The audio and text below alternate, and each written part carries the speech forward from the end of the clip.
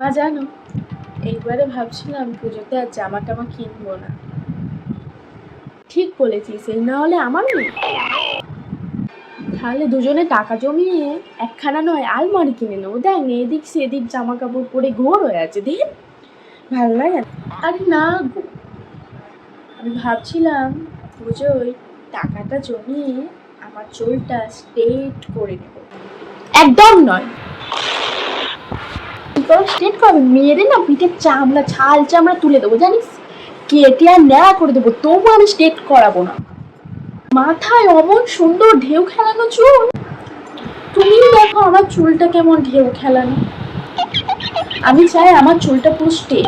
ঢেউ খেলানো আছে তো কি হয়েছে, ঢেউ খেলানো আছে কি সুন্দর ঠাকুর ঠাকুর লাগবে। চুলটা ফোলা থাকলে মনে হবে অনেক চুল আছে। স্ট্রেট করবে, স্ট্রেট করা মানে কি, স্ট্রেট করাবে চুলটাকে কি নষ্ট করার ধান্দা না? কই আমরাও তোমাদের বয়সটা পেরিয়ে এসেছি, কই আমাদের তো মনে হয়নি তখন ঢেউ খেলানো চুলটাকে স্ট্রেট করি ঝাঁটার মতন। সেরম করে থাকে যেন কারেন্ট শক লেগেছে, মাথায় কি পোকাটা নড়ে ওঠে। না না, ওই সব এই বাড়িতে চলবে না রে, সব চলবে না। ওই রাস্তা দিয়ে যারা যায় গোলাপ কালার চুলগুলো সেই ঝাঁটার মতন হয়ে থাকে কালার করে, আমার তো মনে চুলটাকে কেটে বাড়িতে লাগিয়ে ঝাঁট দিয়ে ফেলি।